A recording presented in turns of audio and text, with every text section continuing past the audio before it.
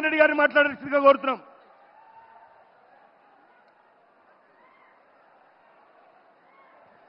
భారత్ మాతాకి.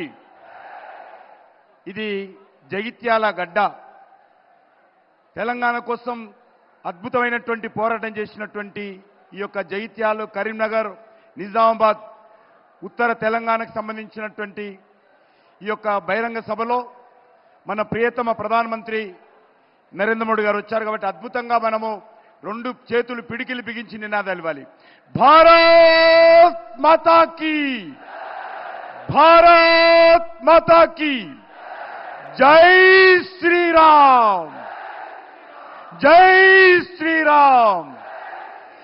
నరేంద్ర మోడీ గారి నాయకత్వం, నరేంద్ర మోడీ గారి నాయకత్వం. భారత్ మాతాకి.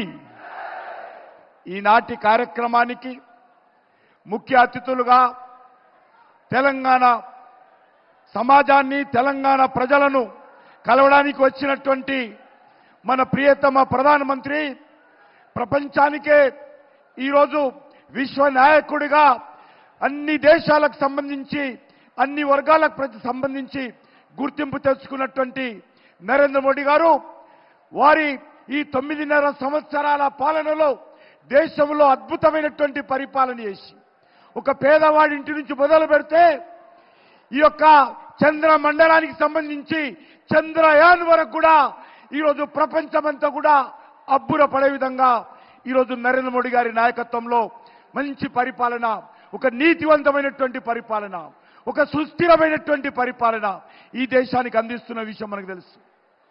ఈరోజు అన్ని రకాలుగా ఈరోజు మనకు తెలుసు. ఆర్టికల్ 370 నుంచి మొదలు పెడితే అయోధ్యలో రామ మందిర నిర్మాణం వరకు కూడా నరేంద్ర మోడీ గారి నాయకత్వంలో శాంతియుతమైనటువంటి పద్ధతిలో, ప్రజాస్వామ్య పద్ధతిలో అన్ని సమస్యలను ఒకటి తర్వాత ఒకటి పరిష్కారం చేసుకుంటూ దేశాన్ని అభివృద్ధి పథంలో, దేశ ప్రజలను దారిద్ర్య రేఖ నుంచి మరి పైకి తీసుకొచ్చేటువంటి కార్యక్రమం. వారి హయాంలో 25 కోట్ల మంది ప్రజలు దారిద్ర్య రేఖ నుంచి పైకి తీసుకొచ్చినటువంటి ఘనత నరేంద్ర మోడీ గారి నాయకత్వానికి దక్కుతుంది.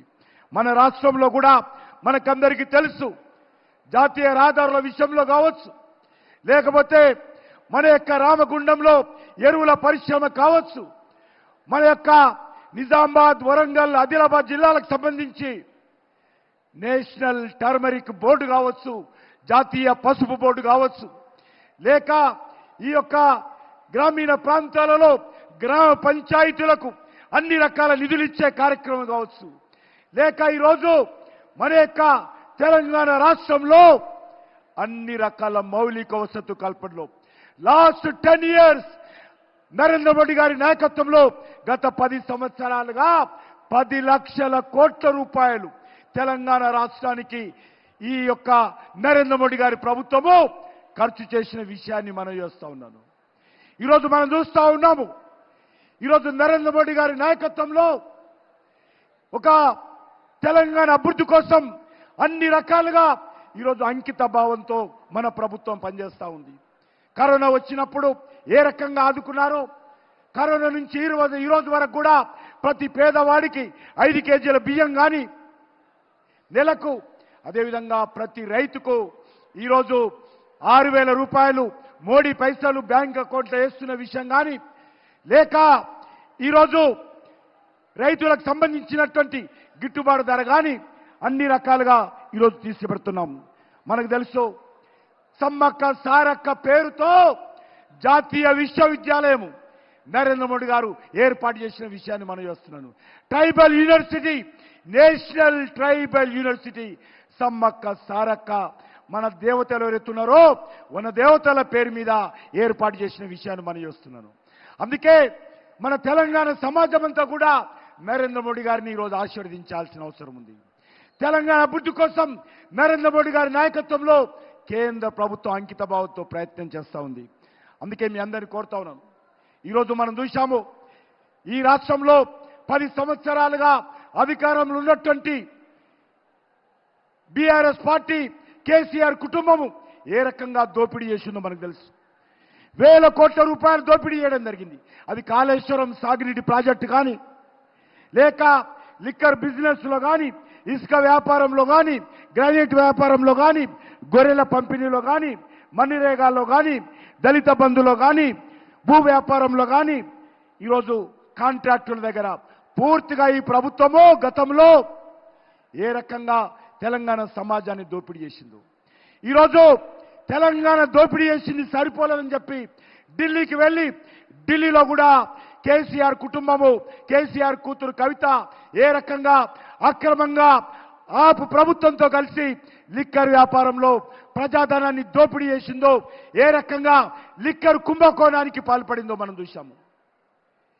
ఇది చాలా తెలంగాణ సమాజం అంతా కూడా ఈరోజు తల దించుకోవాల్సినటువంటి పరిస్థితి ఏర్పడింది. తెలంగాణను 10 సంవత్సరాలుగా దోచినటువంటి కేసీఆర్ కుటుంబము ఢిల్లీకి వెళ్ళి లిక్కర్ బిజినెస్ లో ఈరోజు అక్రమాలకు పాల్పడి తెలంగాణ సమాజం అంతా కూడా తల దించుకునే విధంగా ఈరోజు కేసీఆర్ కుటుంబం వ్యవహారం చేసింది. ఈరోజు కాంగ్రెస్ పార్టీ మళ్ళీ అధికారంలోకి వచ్చింది. గతంలో 10 సంవత్సరాలు కాంగ్రెస్ పార్టీ రాష్ట్రాన్ని పరిపాలించింది. మళ్ళీ మొన్న టీఆర్ఎస్ పార్టీ 10 సంవత్సరాలు పరిపాలించింది. మళ్ళీ ఈరోజు కాంగ్రెస్ పార్టీ అధికారంలోకి వచ్చింది. కాంగ్రెస్ పార్టీ కుక్కతో ఒక వంకరన్నట్టుగా ఈరోజు తన అవినీతి కార్యక్రమాలు మళ్ళీ తెరలేపడం జరిగింది. ఇచ్చిన 6 గ్యారెంటీలు అమలు చేసే పరిస్థితి లేదు. 100 రోజులైంది కాంగ్రెస్ పార్టీ అధికారంలోకి వచ్చి. 100 రోజుల్లో 6 గ్యారెంటీలు అమలు చేస్తామని చెప్పారు. కానీ ఈ యొక్క 6 గ్యారెంటీల విషయంలో తెలంగాణ సమాజానికి స్పష్టత లేదు. అందుకే మనందరినీ కోరుతా ఉన్నాను, ఈరోజు ఈ రాష్ట్రం ముందుకెళ్లాలంటే, దేశంలో ఒక సుస్థిరమైనటువంటి ప్రభుత్వం రావాలంటే, దేశంలో ఈరోజు నరేంద్ర మోడీ గారి నాయకత్వము మరొకసారి హ్యాట్రిక్ ప్రధానమంత్రిగా నరేంద్ర మోడీ గారిని మనం ఆశీర్వదించాల్సినటువంటి అవసరం ఉంది. అంతేకాకుండా ఈరోజు గత 10 సంవత్సరాలుగా నరేంద్ర మోడీ గారి నాయకత్వంలో తెలంగాణకు అండగా ఉన్న విషయాన్ని మనం చేస్తా ఉన్నాను. వారు గత కొన్ని సంవత్సరాలుగా మరి ఏ రకంగా తెలంగాణలో అన్ని జిల్లాలు పర్యటిస్తా ఉన్నారో మనం చూస్తా ఉన్నాము. గత కొద్ది రోజులుగా దక్షిణ భారతదేశంలో నరేంద్ర మోడీ గారి నాయకత్వంలో ఏ రకంగా సౌత్ ఇండియా అభివృద్ధి కోసం కూడా వారు కృషి చేస్తున్నారో మనం చూస్తా ఉన్నాము. తరచుగా తమిళనాడు కావచ్చు, కేరళ కావచ్చు, కర్ణాటక కావచ్చు, తెలంగాణ కావచ్చు, ఆంధ్ర కావచ్చు, విస్తృతంగా వారు దక్షిణ భారతదేశంలో నరేంద్ర మోడీ గారు పర్యటిస్తా ఉన్నారు. వారు మన మధ్యకు వస్తా ఉన్నారు, అభివృద్ధి కార్యక్రమాలను ప్రారంభిస్తా ఉన్నారు, మనందరితో మాట్లాడుతూ ఉన్నారు.